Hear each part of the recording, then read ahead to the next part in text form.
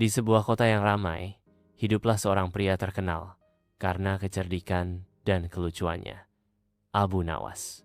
Suatu hari, sang raja memanggilnya ke istana. Abu Nawas, aku mendengar kau adalah orang paling cerdik di negeri ini. Bisakah kau membuktikannya? Tanya raja dengan mata berbinar penuh tantangan. Abu Nawas tersenyum. Apa yang Baginda inginkan? Raja mengeluarkan sebuah jubah berwarna emas yang berkilauan. Ini adalah jubah sakti. Konon, siapapun yang memakainya akan menjadi orang paling bijaksana di dunia. Tapi, jubah ini hanya bisa dipakai oleh orang yang benar-benar layak. Jika kau bisa membuktikan bahwa kau pantas memakainya, aku akan memberikannya padamu. Abu Nawas mengangguk. Baiklah Baginda, izinkan aku mencobanya besok. Keesokan harinya, Abu Nawas datang ke istana dengan membawa seekor kambing tua. Raja terheran-heran. Apa maksudmu membawa kambing ini? Abu Nawas menjawab. Jubah sakti ini begitu berharga. Jadi aku ingin mengujinya terlebih dahulu. Jika kambing ini bisa menjadi bijaksana setelah memakainya, berarti jubah ini memang ajaib. Raja tertawa. Jubah ini untuk manusia, bukan hewan. Tapi Abu Nawas bersikeras. Baginda, jika jubah ini benar-benar sakti, seharusnya bisa membuat siapapun bijaksana, termasuk kambing. Raja akhirnya mengizinkannya.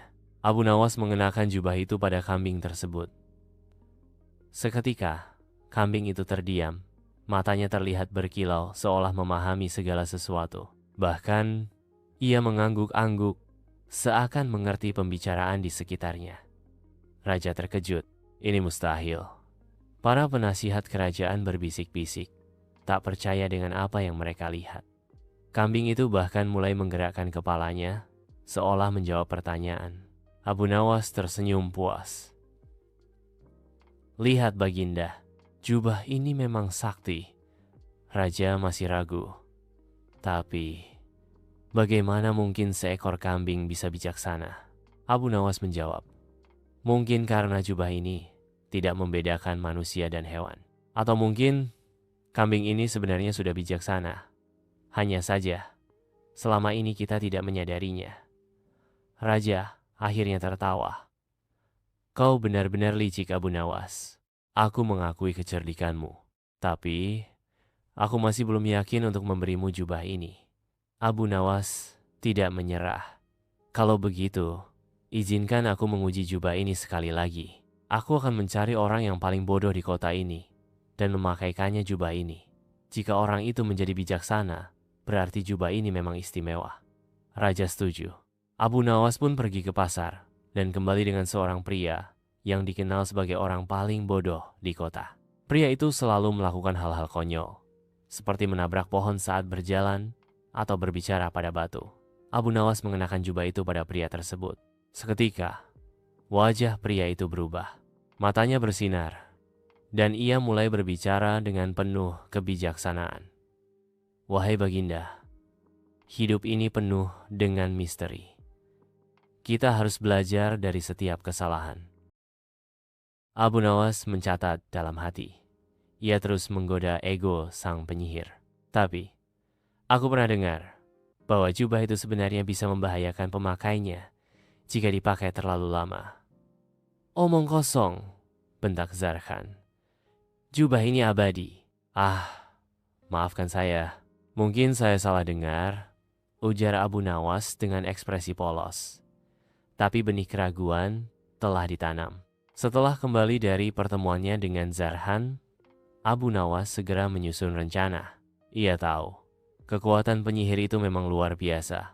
Tapi seperti semua makhluk sombong, kelemahannya ada pada kesombongannya sendiri.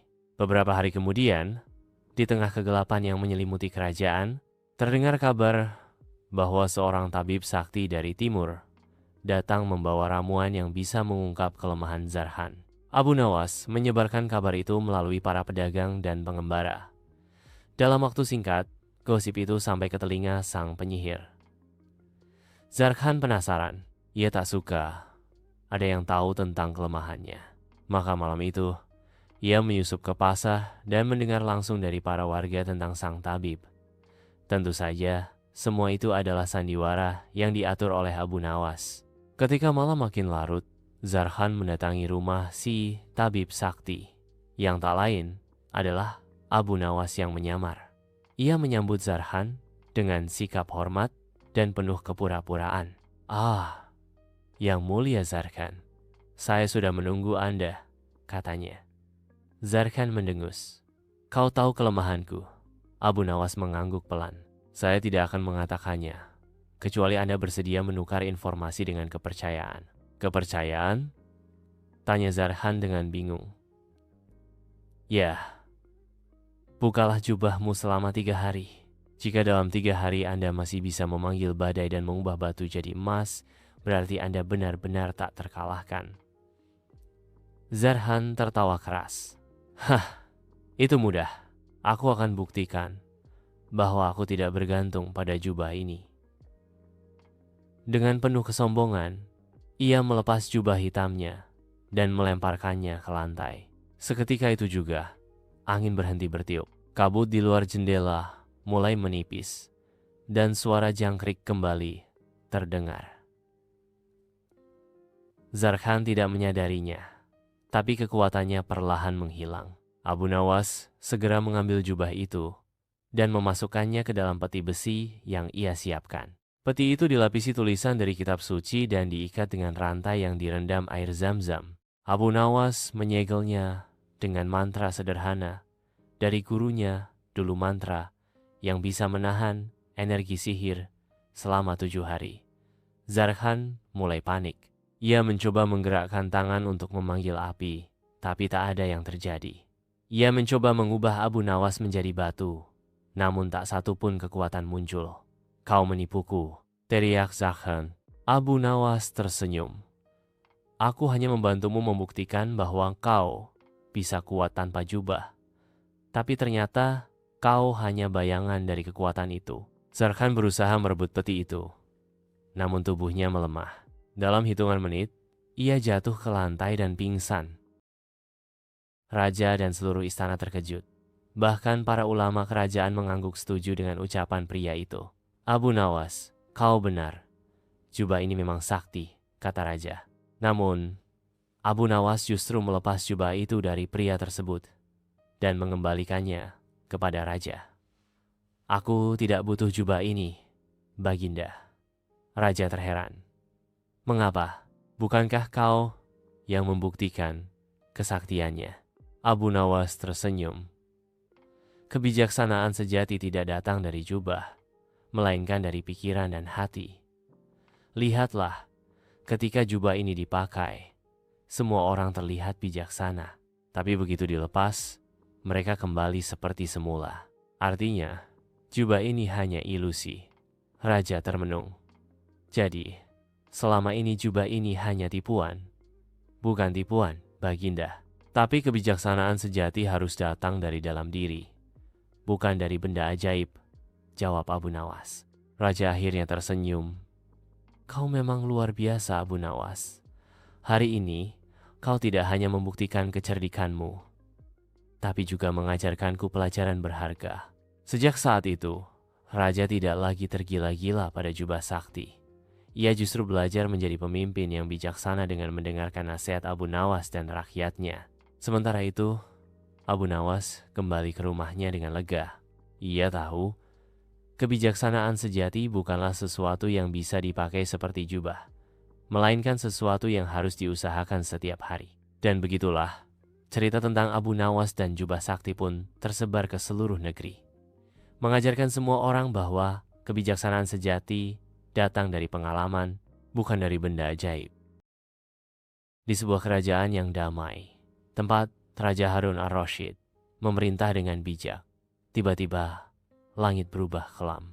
Burung-burung tak lagi bernyanyi, dan pepohonan merunduk ketakutan. Dari gunung jauh di utara, seorang penyihir jahat bernama Zarhan bangkit dari tidur panjangnya. Ia datang dengan niat jahat, merebut kerajaan dan menyebarkan kegelapan. Zarhan dikenal karena kekuatannya yang luar biasa. Ia bisa mengubah manusia menjadi batu hanya dengan tatapan, dan bisa memanggil badai hanya dengan bisikan. Dalam semalam, ia membuat kekacauan di desa-desa pinggiran. Tumbuhan layu, sungai-sungai mengering, dan hewan ternak menghilang satu persatu. Rakyat mulai panik, dan istana pun geger. Raja Harun segera memanggil para penasihat, panglima perang, dan ulama istana untuk mencari jalan keluar. Tapi tak ada satupun yang tahu bagaimana cara melawan Zarhan. Beberapa prajurit yang dikirim bahkan tak pernah kembali. Dalam keputusasaan, sang raja teringat pada satu nama yang selalu membawa harapan, Abu Nawas. Abu Nawas dipanggil ke istana. Seperti biasa, ia datang dengan pakaian sederhana dan senyum jenaka. Namun, kali ini wajahnya sedikit murung. Setelah mendengar cerita tentang Zarhan, ia menghela napas panjang. "Wahai Paduka Raja," ujar Abu Nawas, "penyihir seperti itu tidak bisa dilawan dengan kekuatan biasa. Ia harus dikalahkan dengan akal, bukan pedang. Apakah engkau sanggup menghadapinya, Abu Nawas?" tanya Raja Harun penuh harap. "Aku tidak berjanji menang, tapi aku berjanji mencoba," jawab Abu Nawas tenang. Malam itu, Abu Nawas duduk termenung di beranda rumahnya. Ia membaca kitab-kitab tua yang diwariskan oleh gurunya, mencari tahu kelemahan penyihir jahat. Dari satu naskah kuno, ia menemukan kisah tentang Zarhan. Dulu, ia pernah dikalahkan oleh seorang pertapa dengan cara yang sangat tidak biasa dengan menipu pikirannya sendiri. Jadi begitu, penyihir ini kuat karena rasa percaya dirinya. Jika kepercayaan itu digoyahkan, kekuatannya akan runtuh, gumam Abu Nawas sambil tersenyum. Keesokan harinya, ia menyamar sebagai pengemis tua dan berangkat menuju tempat terakhir Zarhan terlihat, hutan hitam. Wilayah yang kini diliputi kabut dan kesunyian. Di tengah hutan, suara aneh terdengar.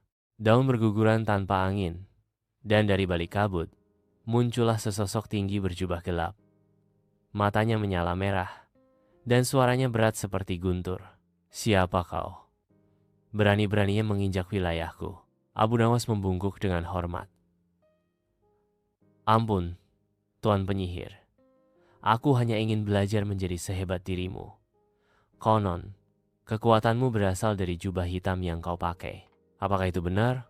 Zarhan terkejut, tapi ia suka dipuji. Ia mengangkat dagunya dan berkata dengan bangga, "Betul, jubah inilah sumber kekuatanku. Tak ada satupun makhluk yang bisa melawanku selama jubah ini menempel di tubuhku." Abu Nawas segera membawa peti itu ke istana dengan bantuan beberapa penduduk desa. Zarhan diikat dan dibawa sebagai tawanan. Ketika mereka tiba di istana, matahari sudah bersinar terang untuk pertama kalinya dalam berminggu-minggu. Raja Harun menyambut dengan sukacita. "Engkau telah menyelamatkan kerajaan, Abu Nawas." Abu Nawas membungkuk hormat. "Saya hanya menyelamatkan satu hal, Paduka. Akal sehat." Namun, penyihir itu belum sepenuhnya kalah. Dalam tidurnya, ia masih bermimpi untuk merebut kembali jubahnya. Maka Raja Harun pun memutuskan bahwa penyihir jahat itu harus dikurung di ruang bawah tanah istana, di tempat yang dijaga ketat oleh para ulama dan penjaga pilihan. Hari-hari berlalu. Kerajaan kembali damai. Hujan turun, tanaman tumbuh subur, dan rakyat tersenyum lagi. Namun Abu Nawas belum puas. Ia tahu Zarhan belum sepenuhnya kalah. Jubah hitam itu masih menyimpan kekuatan besar. Dan jika sampai jatuh ke tangan yang salah, bencana bisa terulang. Suatu malam, Abu Nawas menemui Raja Harun. "Paduka, saya punya usul. Jubah hitam itu tidak boleh disimpan di dunia ini. Kita harus mengirimnya ke tempat di mana tak ada makhluk bisa mencapainya." Raja Harun mengangguk. "Apa yang kau usulkan, Abu Nawas?" "Saya akan membawa jubah itu ke gurun sunyi, tempat angin tak pernah berembus, dan sihir tak bisa menyentuh. Di sana ada sumur tua yang konon terhubung langsung ke perut bumi. Kita akan melemparkan jubah ke sana." Raja pun menyetujui, dan keesokan harinya, iring-iringan kecil berangkat. Hanya Abu Nawas, 2 ulama, dan 4 pengawal yang ikut. Mereka menempuh perjalanan 7 hari 7 malam hingga tiba di gurun sunyi. Di tengah gurun itu, berdiri sumur batu yang tak pernah kering dan tak pernah dipakai. Sumur itu dijaga oleh para penjaga tua yang hidup menyendiri, warisan para wali zaman dahulu. Dengan upacara sederhana dan doa-doa panjang, Abu Nawas membuka peti. Jubah hitam yang semula tampak kuat kini mulai robek-robek, seolah kekuatannya mulai luntur. Saat dilempar ke dalam sumur, jubah itu langsung lenyap seperti disedot oleh kekosongan. Saat itu pula, angin berembus pelan, seperti napas bumi yang lega. Langit menjadi cerah sepenuhnya, dan bahkan para penjaga sumur mengaku belum pernah melihat bintang secerah itu di malam hari. Tugas selesai, Abu Nawas pulang ke istana. Rakyat menyambutnya bak pahlawan. Anak-anak menari dan bernyanyi tentang si cerdik yang mengalahkan penyihir hanya dengan kata-kata dan kecerdikan. Sementara itu, Zarkhan tetap dikurung di ruang bawah tanah. Ia kini menjadi lelaki tua lemah yang tak bisa mengingat lagi mengapa ia begitu marah pada dunia. Tanpa jubah dan tanpa kekuatan, ia menjadi manusia biasa. Para ulama pun bergiliran mendampinginya, berharap suatu saat ia akan benar-benar bertobat. Raja Harun memberi Abu Nawas penghargaan khusus, sebuah kitab tua, peninggalan kerajaan yang berisi ilmu hikmah dan siasat. Tapi Abu Nawas hanya tersenyum. Paduka, hadiah paling besar adalah ketika orang bisa tertawa lagi di pasar. Itulah kemenangan sejati. Raja Harun tertawa dan berkata, "Kau benar-benar karunia bagi kerajaan ini, Abu Nawas." Dan sejak saat itu, nama Abu Nawas tak hanya dikenang sebagai orang lucu dan cerdas, tapi juga sebagai penyelamat kerajaan dari kegelapan yang nyaris tak terkalahkan.